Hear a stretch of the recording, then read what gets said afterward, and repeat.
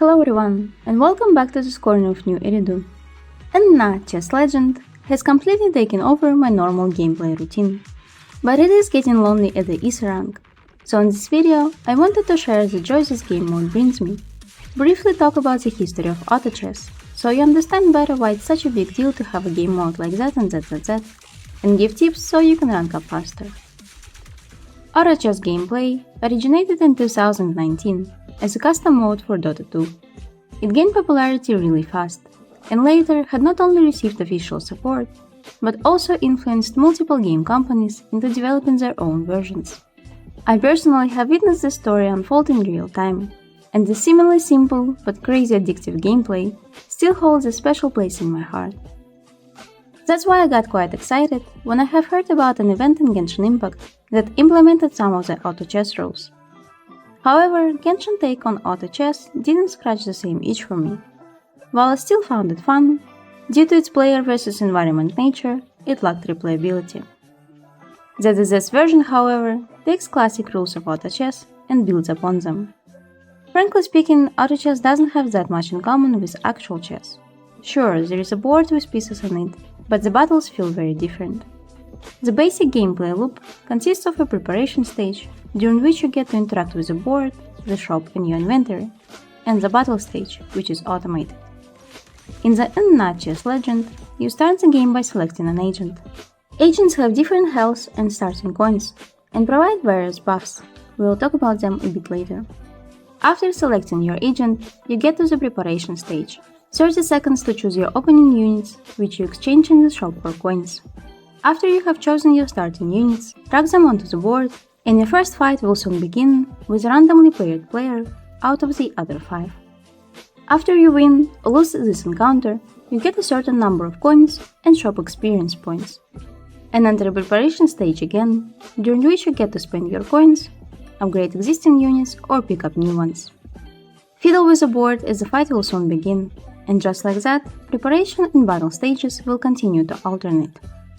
Every time a player loses a battle, their health points get deducted, and last player surviving gets crowned the victor. If you finish in top 3, your rank grows, and if you finish in the bottom 3, your rank gets lower.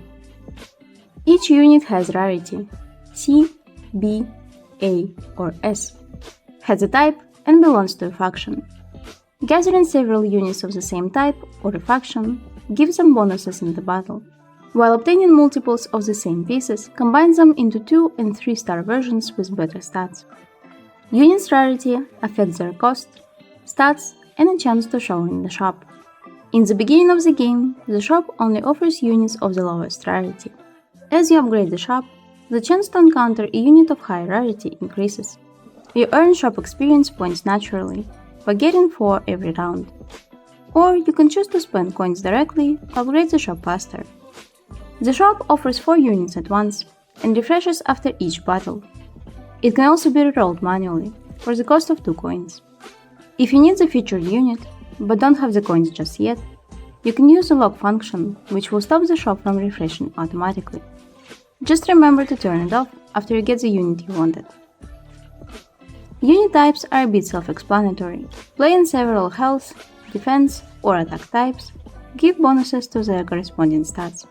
Spell-type units gain faster energy recharge, while multiple technique units increase all their stats. Units belong to one of the 8 factions. First 2, Nazi and Whirlwind, have a prevalence of C-level units of health and defense types, so they make for strong, tanky lineups in the early game.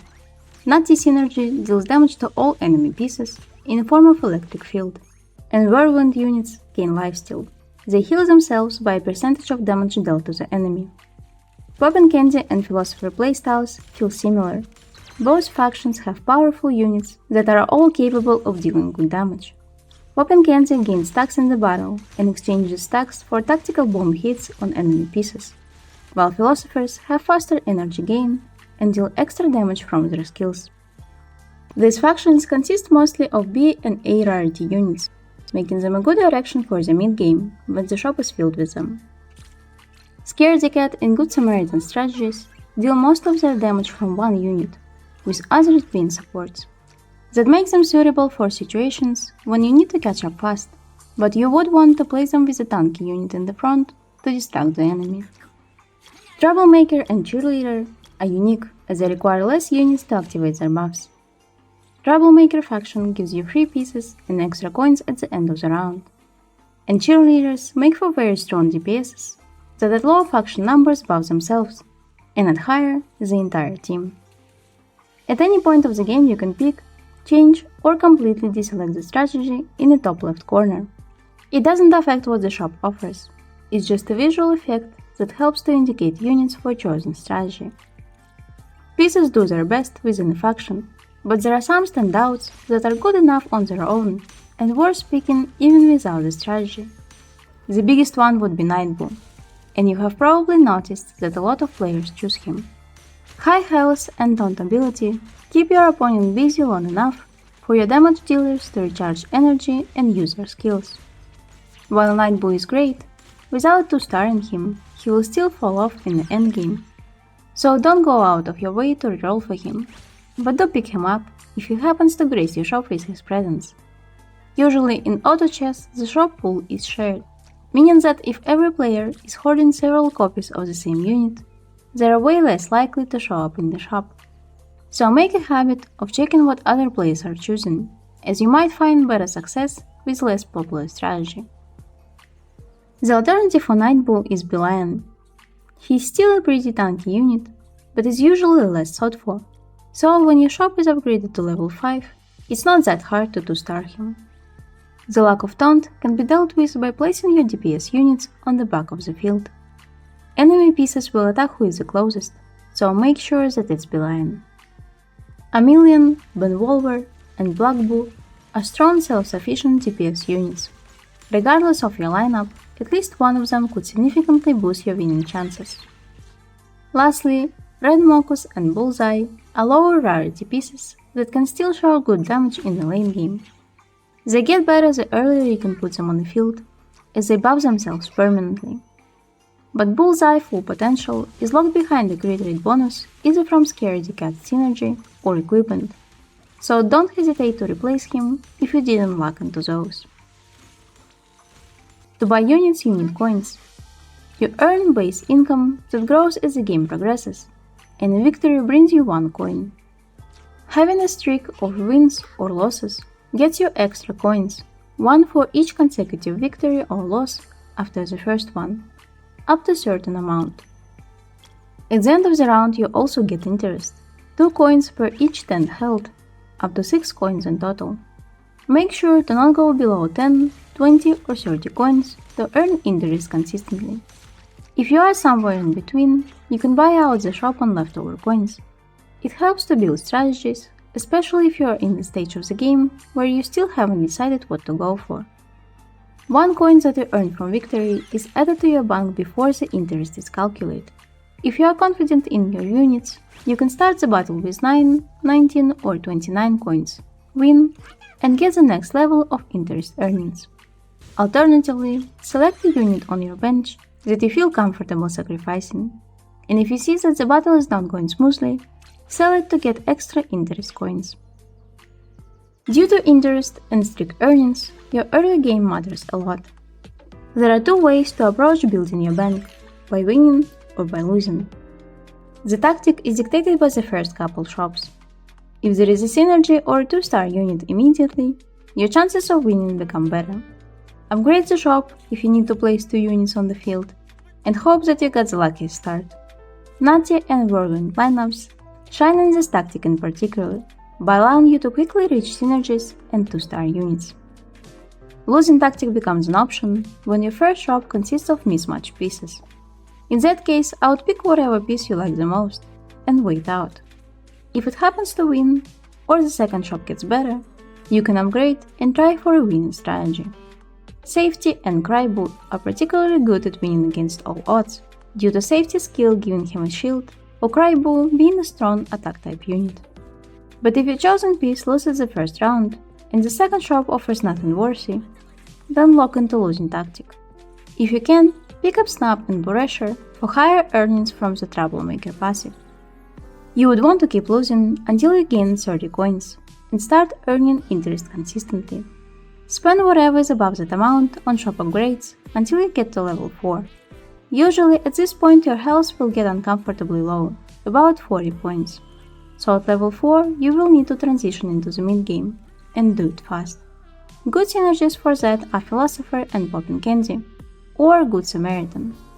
Philosopher and Poppin' Candy pieces have higher rarity and strong synergy bonuses without relying on tank support DPS setup. Good Samaritan gives you an extra unit for free. Even with lower stars, this lineup can put you back into the game. If no strategy seems to pop up, but you are feeling the pressure, you still have a couple of options. Go for a mix of strategies, trying to match types instead. Technique units are particularly good together, but getting other bonuses could be helpful too. Another one, pick up a cheerleader unit. Both Amelie and Bonvolver deal high damage, and can be enough to swing the game in your favor. Now that you're familiar with strategies, economy and game tactics, it would be a good point to talk about your agent, as some of them do dictate your choices. Generally good agents are Colette, Vivian, Lycan, Bernice, Ellen, Billy, Nicole, and Zhu Yuan.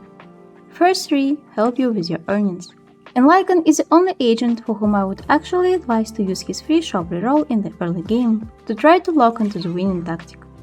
Bernice and Ellen buff your units. Billy reduces damage taken from losses. Nicole buffs already strong cheerleader units while having higher health than typical. All of them give you a bigger room for mistakes without restricting your options. Zhu Yuan gives extra coins for a victory, so with her you would want to try to win as much as possible. Next are agents that force you into specific strategies. Fan Yinghu and Alice are better in the early game with Nutty and Whirlwind strategies. If you got them on the winning streak, there is an argument to be made for early shop rerolls, but do so very cautiously. Give yourself 1 or 2 rerolls on extra coins above 10, 20 or 30. But stop before you spend everything trying to chase 3-star C rarity unit. They fall off hard in the late game, so even with these agents, you are better off switching into stronger units later. In this group I found Dufufu and Trigger to be very strong. Philosopher's synergy is already powerful enough on its own, and Dufufu bonus is just a cherry on top. While Trigger's ability to activate Poppin' Candy synergy from the bench allows you to go for double synergies, while playing stronger units from the Poppin' Candy faction. Yutsuha and Hugo's bonuses are way too specific. Yutsuha gives you good Samaritan units upon upgrading the shop. However, most Samaritans are supports, and the main damage dealer in this strategy is a Summon Devilblue. This comp is strong mid-game due to having an extra unit, but it's harder to transition into the late game if you can't max good Samaritan synergy. Hugo adds extra crit damage to scaredy cats. The biggest issue of this comp happens to be its DPS. It's a C rarity piece that gets permanent upgrades to his attack with each battle. You have to find enough pieces to at least 2-star him, and unfield him pretty early, potentially increasing your dependence on shop RNG to not screw you over. Astra Yao is the most unpredictable agent.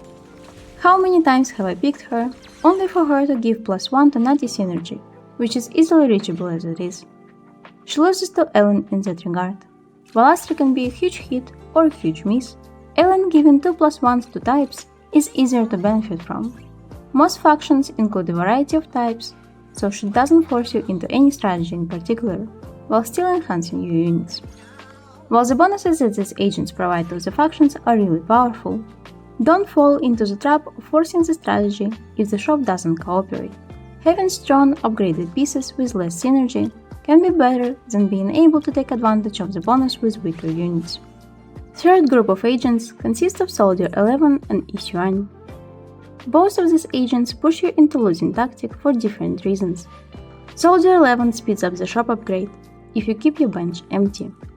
That does hinder your ability to hoard units, making winning in the early game much harder.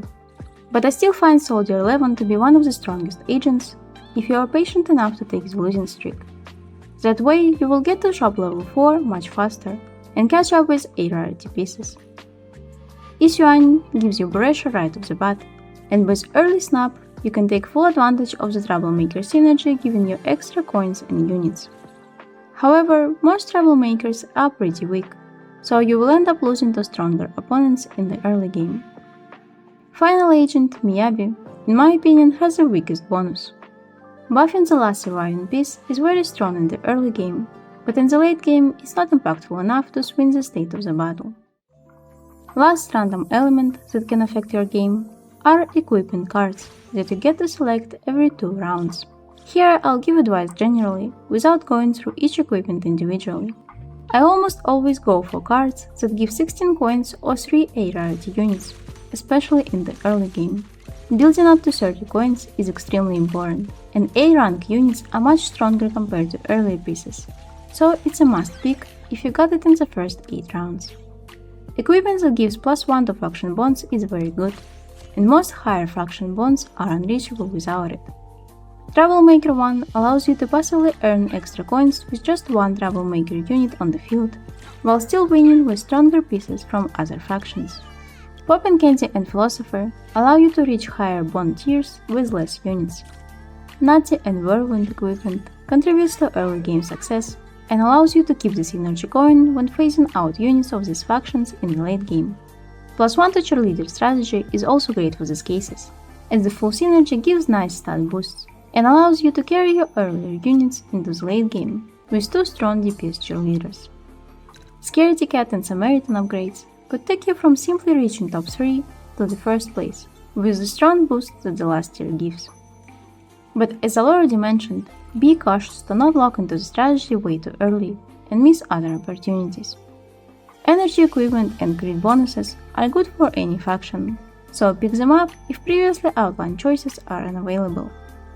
Equipment that gives stats to specific faction units can be situationally good if you're already going for the strategy anyway. Lastly, I don't choose cards that deal direct damage. In the endgame, health pools rise to thousands, and 400 damage is just a mosquito bite compared to that.